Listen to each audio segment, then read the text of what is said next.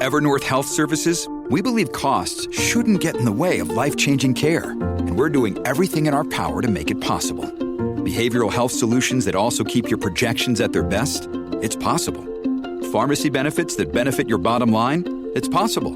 Complex specialty care that cares about your ROI? It's possible. Because we're already doing it. All while saving businesses billions. That's Wonder made possible. Learn more at evernorth.com/wonder. Families have a lot going on. Let Ollie help manage the mental load with new cognitive help supplements for everyone 4 and up, like delicious Lolly Focus Pops or Lolly Mellow Pops for kids. And for parents, try 3 new Brainy Chews to help you focus, chill out, or get energized. Find these cognitive health buddies for the whole fam at ollie.com. That's OLLY.com. These statements have not been evaluated by the Food and Drug Administration. This product is not intended to diagnose, treat, cure, or prevent any disease.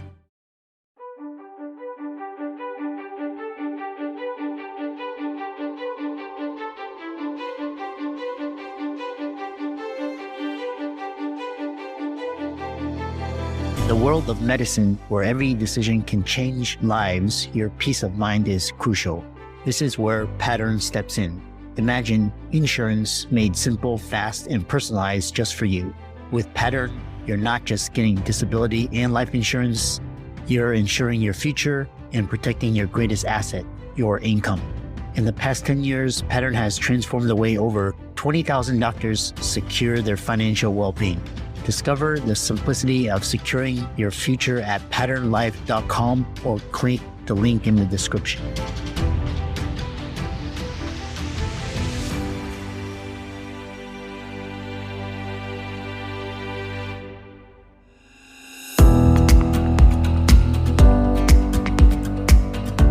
We work hard as physicians to take care of the health and well-being of our patients. But when it comes to our money, do we have the same condition of care? Probably not. Let's change that together. Welcome to the Financial Freedom for Physicians podcast, where we'll fight and advocate for your financial literacy. As always, I'm your host, Dr. Christopher Liu. Thanks for being here. Let's jump into the show.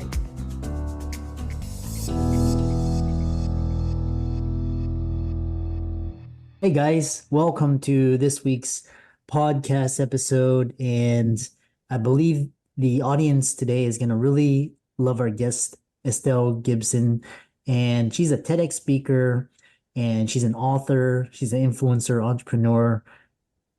I'm really excited because it's bread and butter material talking about financial independence, financial freedom, your relationship with money. And so, Estelle, welcome. Thanks for having me, Chris. I'm glad to be here. Yeah, I love this. Get started by telling us your story and how you got to do what you're doing. Okay, so let me tell you the quick version. If you want to know the beginning, you can listen to my TED Talk because it started when I was a child, and my father teaching me stuff about money. But I I started my career early. I had a free study period in high school. And I had an assistant principal, and I really loved having a study hall because I never had a study hall because I was in all honors classes. So I was so excited that I got a study hall. And the assistant principal said, "No, I don't think you're going to a study hall. You are going to take a class. Why don't you take some business classes?" Because I was on the track to be a nurse, believe it or not. And she said, "There's this class called accounting." And I said, "What is that?" She said, "Take it, you'll love it, it'll be fine." And that was, I fell in love with it. And then as a junior in high school, I went to work for a local title agency as an assistant bookkeeper. So I was an assistant bookkeeper before I even got out of high school. So I went into college as a declared accounting major. Wow. And it's pretty unusual, but I did. I went in and I picked a school that had really good placement for international accounting firms. And so that's how I started my career, was at Deloitte, at an international accounting firm. And I was an auditor, auditing large and small companies. So I saw the depth and breadth of every type of general ledger and book you'd ever want to see. And Wow. but I went there. I always had an entrepreneurial spirit because my dad had several businesses on the side. He was a creative person, and he was a plumber, and he was did all these things on the side. So I always saw the entrepreneurial spirit. So I really loved my small business clients that I would go in with my intention to not only tell them what was going on with their numbers, but to be able to offer them something in the way of value so that they could use my information to make a difference in their business. So it kind of started with that. And then I went on to be a controller for, I went on to work for other companies, and I worked for Honeywell. I worked for big companies and I worked for small companies in accounting management. And then the big catalyst for me was my divorce. So 5 years into my marriage, my husband came home and asked for a divorce out of the blue.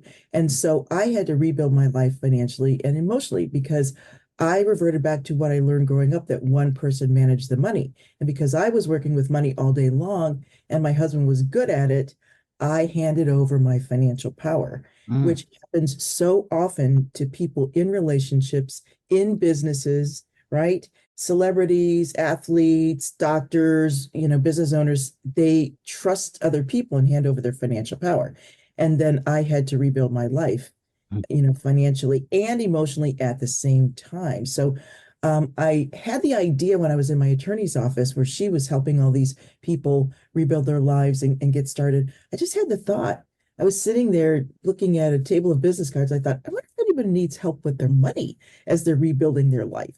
So I had that fleeting thought and it kind of dissipated. And then I got on this spiritual and self-discovery quest because I wanted to find out, how did I get in this situation of being divorced and what happened? And so I started getting into self-development. And what I realized was that people in my self-development community, the people that I was learning with and growing with, were struggling with money, living paycheck to paycheck, and they were in fear and stressed and worried. And I'm in the financial world with people with a lot of money, and they're stressed and they're worried and they're in fear. And I saw that no one's having financial freedom.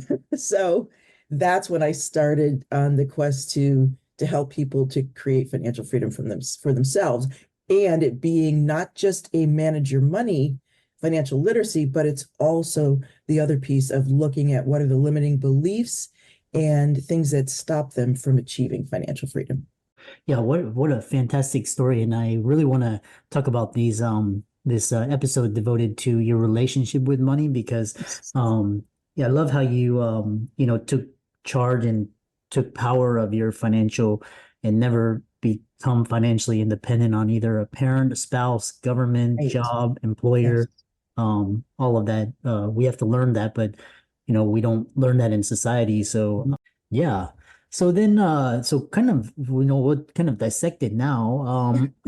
So one thing is talking about, I've been thinking about this really honestly, because I especially with the elections, I'm like, is the system rigged? Is school teaching us to be poor? I see our country kind of going in a wrong direction. So talk about this Right. poor by choice and talk about overcome the lies and create your financial truth. So poor by choice has a couple different meanings. So in my book, I talk, and in my TED Talk, I talk about being poor by choice or by circumstance. So I was poor by choice. I handed over my financial power. A lot of people do that. But people are in circumstances depending on whether they have an illness, whether they're just trapped in their job, for whatever reason. So that's kind of the top of line is, am I poor by choice or circumstance? And then the second piece, Chris, is a rhetorical question. Do we always have a choice? Is believing that I don't have a choice a choice? Is thinking that I'm stuck in this rut and I can't get out of it a choice? Just what you said about society, and are we being taught in school that you don't have a choice? So that's something that we have to think about, because are we always at choice? Can we always make changes and take choices? And I talk about that a lot in the book. And the third one is, there are always times throughout our life, and I call it your money life, whether it's you're a child, an adolescent, a young adult, career person, or a person that's moving more into legacy. There are times throughout your money life that you are at a crossroads. Like for me, my parents said they couldn't pay for my college. I had a choice to make. Do I go into debt and go down the path of financial aid and debt? Do I not go to college? Do I go to college at a place that doesn't make sense for me? And I think in my divorce, I had a choice. Do I spend money on, these kinds of things? Do I invest in my future? In your business, you have choices constantly every day on where you're putting your money and where you're putting your financial power. Where are you placing that? So that's, another part of the choice. And then the last one is kind of what you're getting at with is, our money attitudes, behaviors are based on the environments that we grow up in. And based on those environments, and I talk about in the book the 4 levels of belief. And so we have beliefs at 4 levels. The first one is the society that we live in.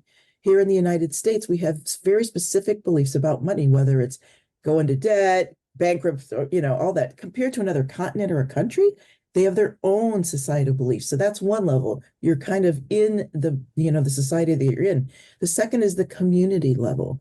Doctors are a community. Is there some thinking or belief systems that doctors have about money? Probably so, right? So your community, whether it's your profession, your church community, your neighborhood, your geographic location, there are messages and that we're always adopting in the community level. And then the family level. Most families have a motto, whether it's we have to work hard, we don't have to work hard, we have to have a business, we shouldn't have a business, all of those things at the family level. And then at the personal level, whether you've had an experience with money, whether you've had a business, lost a business, been bankrupt, been divorced, that creates another level of beliefs. And so those 4 levels of beliefs are really going on underneath. And because we don't teach about money and we don't talk about money, these beliefs are adopted based on these 4 levels. So then it becomes really difficult for people to even feel like they have a choice because they're just flowing in the way of their environmental thinking, if that makes any sense. Forget the burdens of tenants and toilets. Equity Multiple simplifies your investment journey, letting you invest passively in vetted, professionally managed commercial real estate. Only 5% of reviewed investments reach Equity Multiple's platform, with our asset management working on each from funding through exit to maximize your returns. Whether you're on the couch, in your exec chair, or the backseat of a rideshare, Equity Multiple brings cash flowing real estate investments straight to your fingertips. All investments involve risk. Visit equitymultiple.com to learn more.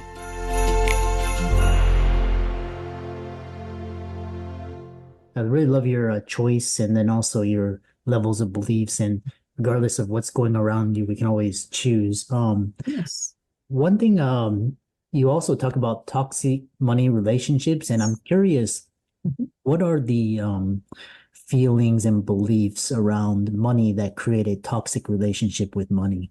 So toxic money relationships have to do with usually money that you've gone through a battle for, even if so let's just talk about doctors. So you've had to take all this debt on, or you've had to borrow money, or you've had to work really hard.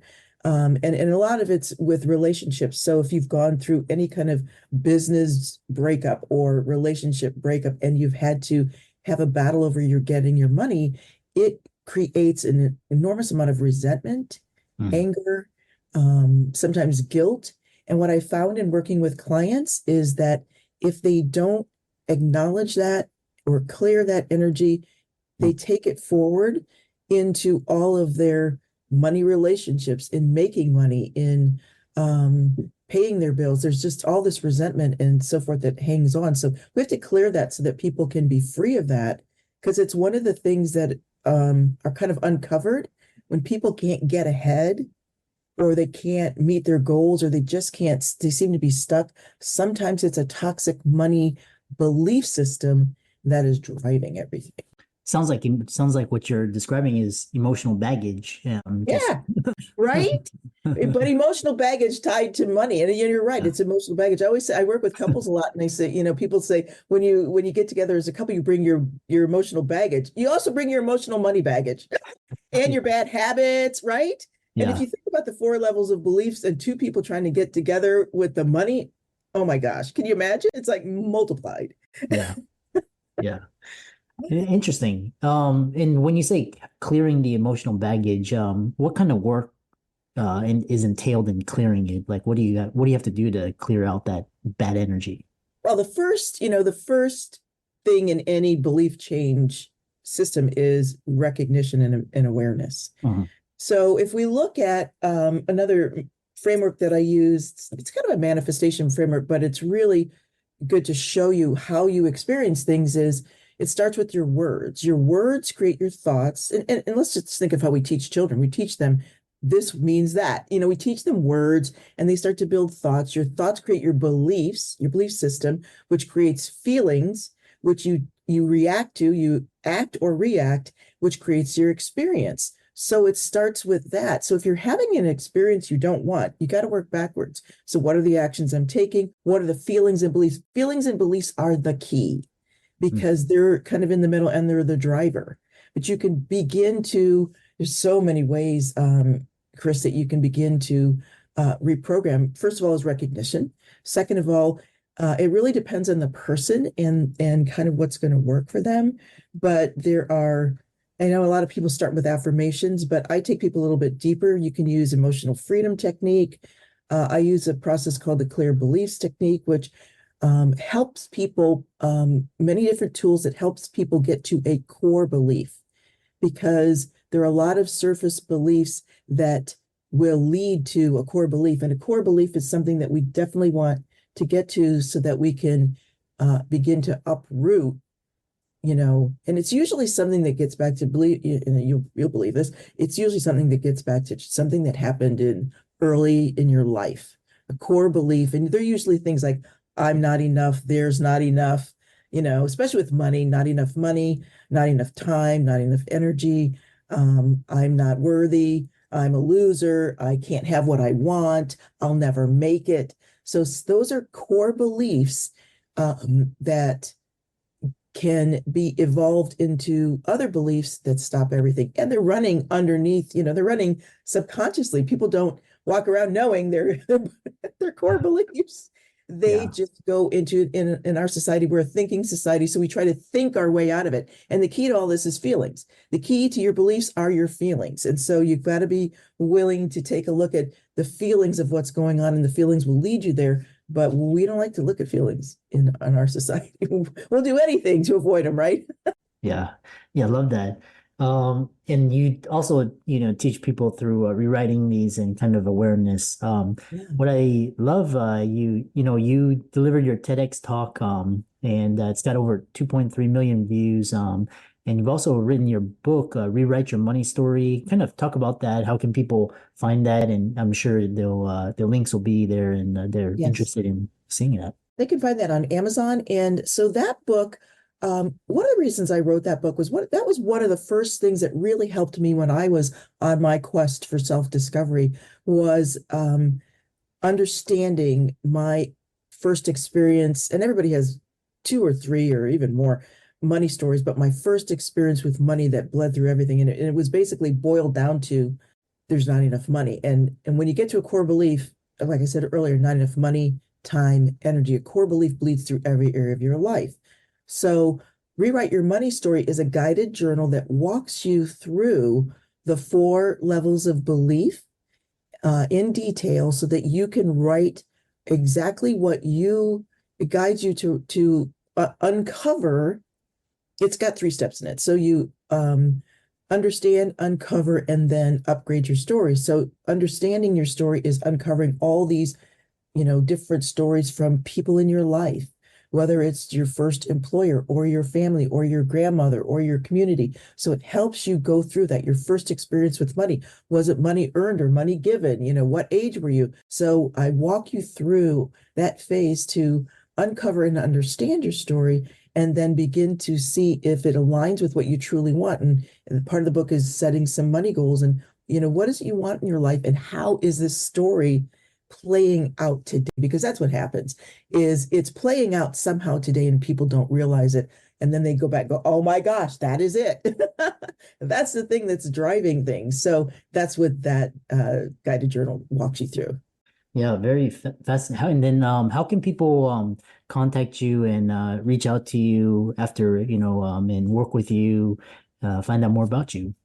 They can go to estellegibson.com.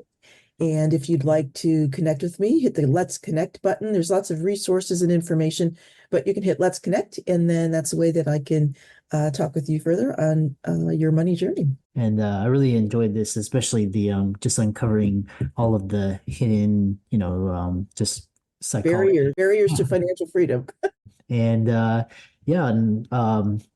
really enjoyed talking with you, and thanks so much for coming on.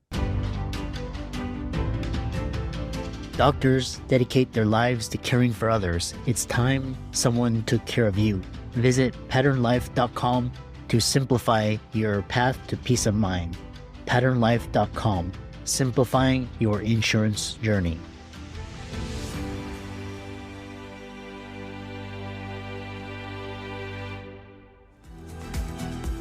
I'm excited that you made it for another episode. You are truly the best. If you've been following the show for a while, you know that my passion is to bring you the education you need to find your path to financial freedom. Please come back week after week for new content, new resources, and great guests. Until then, if you haven't already, please be sure to check out the website, www.drchrislumdphd.com, for more support. I'll see you next week.